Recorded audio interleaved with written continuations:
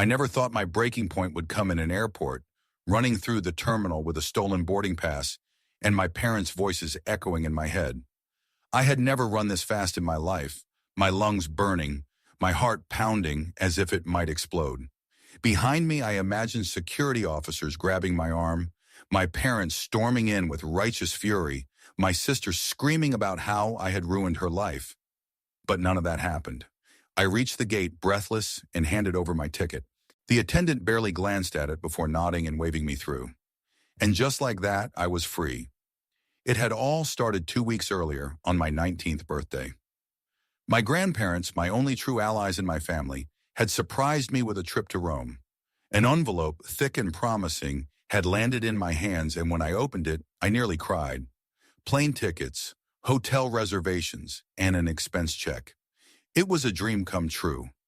I had wanted this for as long as I could remember, ever since I first learned about ancient history, about the grandeur of the Colosseum, the beauty of Michelangelo's work, the weight of time pressing into cobblestone streets. But my joy was short-lived. "Anna," my mother said, her voice laced with that familiar patient disappointment, "wouldn't it be better if Amelia took this trip instead?" Amelia, my older sister, 23, beautiful, brilliant, my parents' golden child. Everything she touched turned to gold in their eyes. She was studying architecture, and according to them, this was a once-in-a-lifetime opportunity for her career. They made their case as if it were logical, as if I had no right to argue. "You love history, sure," my father added, "but Amelia needs this more right now." "She had her chance," I argued. "When she turned 18, she got the same trip, and she took the money instead." "This is different," my mother said, as if that explained everything. For days, they chipped away at me. At first, I stood firm, but the pressure was relentless. It began with reasonable-sounding excuses, moved on to guilt-tripping, and ended with outright dismissal. I had plenty of time to travel. Amelia needed it more. They didn't want the opportunity to go to waste, as if I was an afterthought, as if giving this gift to me had been some kind of mistake. Eventually, I cracked. I handed them the tickets, too exhausted to fight anymore. At least I had my check, I told myself. At least they couldn't take that. I was wrong. The morning of what should have been my departure, I sat at the kitchen table watching Amelia pack her bags. She was glowing, radiant, as if she truly believed this was hers. My parents hovered around her, making sure she had everything she needed, while I sat in the corner, invisible. Then she held up my boarding pass. "We figured it out," she chirped. I stared at her, my stomach sinking. "What do you mean?" "The airline wouldn't transfer it at first," my father said, as if he was proud of whatever shady thing he had done. "But we made some calls." "You—" My voice caught in my throat. "How?"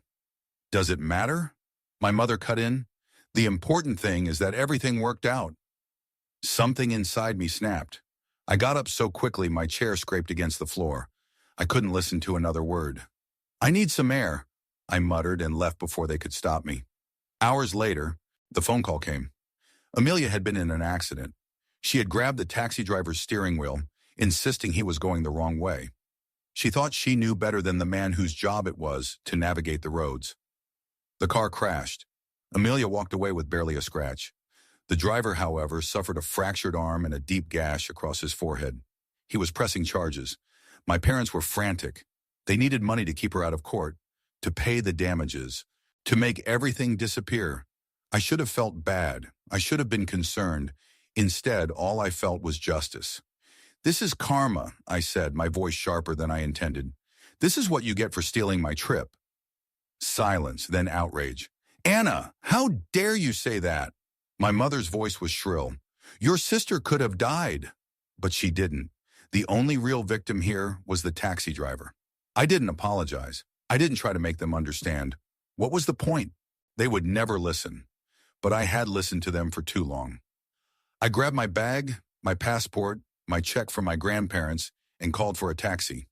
When I reached the hospital, my parents were in the waiting area, their faces drawn with worry. Amelia was inside talking to the police, trying to convince them it wasn't her fault. I didn't care. I walked right past my parents and into the room. "Give me my boarding pass," I said. Amelia looked at me, stunned. Excuse me? Give me my pass. She clutched her purse tighter. You're insane. I didn't think. I just acted. I grabbed her purse, tore it open, and yanked out the pass. Anna! My mother shrieked, storming into the room. What are you doing? I turned and ran. I ran past the nurses, past the waiting room, past the furious voices calling my name. I threw myself into the first cab I saw. Airport, I gasped. Now! I expected them to chase me. I expected a last-minute call to security, my parents swooping in to drag me back. But no one came. By the time I reached the airport, my hands were still shaking. My heart felt like it would burst out of my chest, but I made it through. I handed over my pass. I boarded the plane. And when we took off, I closed my eyes and let myself breathe. For the first time in my life, I was free. In Rome was even more beautiful than I had imagined. The streets buzzed with life, the history in every stone making my heart ache with wonder. I wandered through ancient ruins, tasted food so good I nearly cried, and stood in front of the Sistine Chapel, staring up in absolute awe. For the first time, I wasn't Anna, the forgotten daughter. I was just Anna. Then I checked my phone. My parents had left dozens of messages, furious ones, accusing ones, calling me ungrateful, selfish, cruel. Amelia had sent even worse ones. She blamed me for the fact that my parents had to empty their savings to keep her out of court. I stared at the screen for a long moment, then deleted every single message. I didn't care. They had spent my whole life making me feel like I wasn't enough. But here, in the heart of Rome, standing among the ruins of the past, I realized something. I was always enough. I was just never enough for them. And that was okay, because for the first time, I was living for myself. I spent the rest of my time in Rome savoring every moment. The weight of my family's expectations, their constant dismissal of my needs, their unshakable favoritism towards Amelia. It all felt so far away. For the first time in my life, I wasn't defined by their opinions. I walked through the Vatican museums, tracing my fingers over centuries-old marble, breathing in history as if it was air. I sat at tiny cafes, sipping espresso, watching life unfold around me. I indulged in pasta that tasted like heaven, wandered through ancient streets, and let the city wash away years of resentment. But there was still something unsettled in my heart. On my fourth day in Rome, as I watched the sun set over the Tiber River, I made a decision. I called my grandparents. Anna? My grandmother's voice was warm, but there was an edge of concern. We've been so worried. At the sound of her voice, everything hit me at once. My throat tightened, and for the first time since leaving, I let myself cry. I had to go, I choked out. They stole my trip, Grandma. They stole everything from me, and I couldn't let them win. She was silent for a moment. Then with a sigh, she said, "Oh, sweetheart, we had no idea how bad it was." So I told her everything. The years of being second best. The way my parents had manipulated me into giving up my trip. The accident. My decision to take back what was mine. I expected judgment, disappointment, maybe even anger. But all I got was understanding. You did the right thing, my grandmother said firmly. You deserve to be happy, Anna. My grandfather's voice rumbled in the background. Come live with us when you get back. You don't have to go back to them. I sat there staring at the river, feeling something unfamiliar. Safety. Love.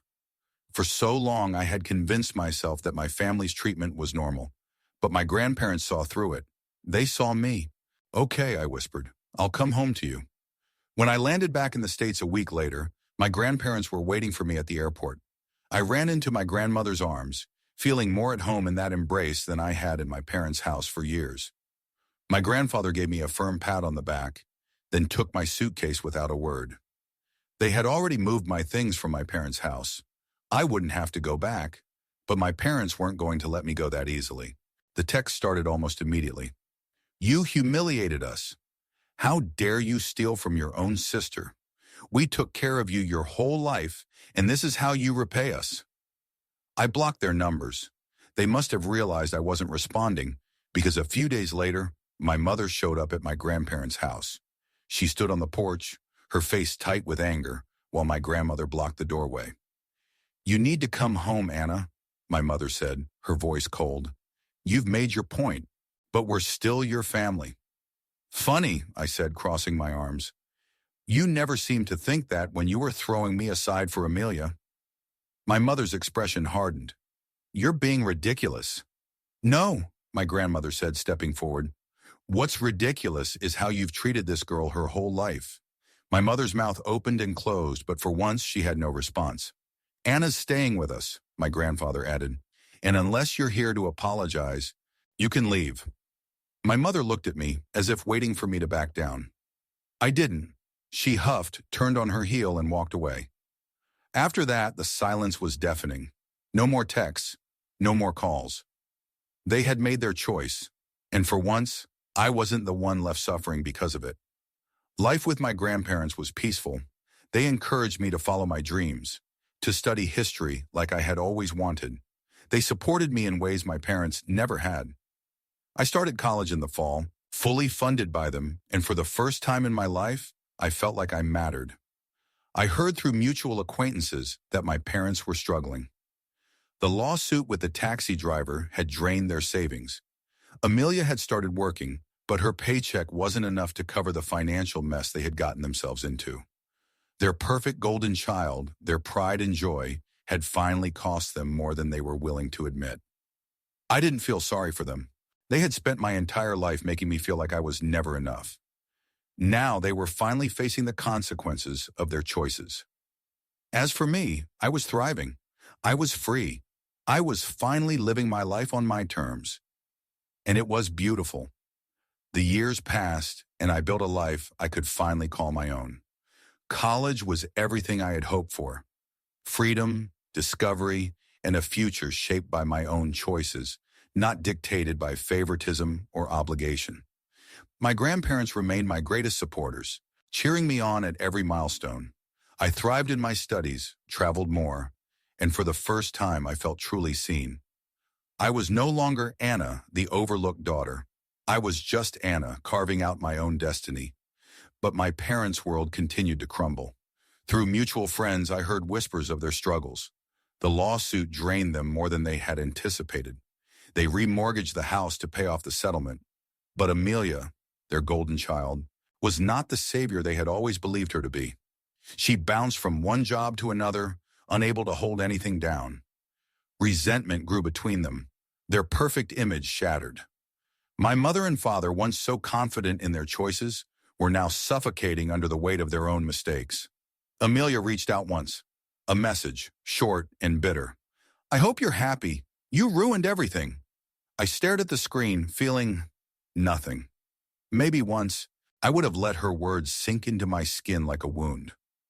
Maybe I would have felt guilt gnawing at my insides. But now I only saw the truth. I hadn't ruined anything. They had. They made their choices, and now they had to live with them. I didn't reply. I didn't need to. Life has a way of setting things right. I often wondered if my parents ever regretted what they did. If they ever sat in that empty house, weighed down by silence, and thought about the daughter they had pushed away.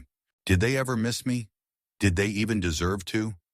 I don't know, and I don't care, because I was free of expectations, free of comparisons, free of the belief that I was somehow less worthy of love, of opportunities, of happiness, and that was the greatest gift of all.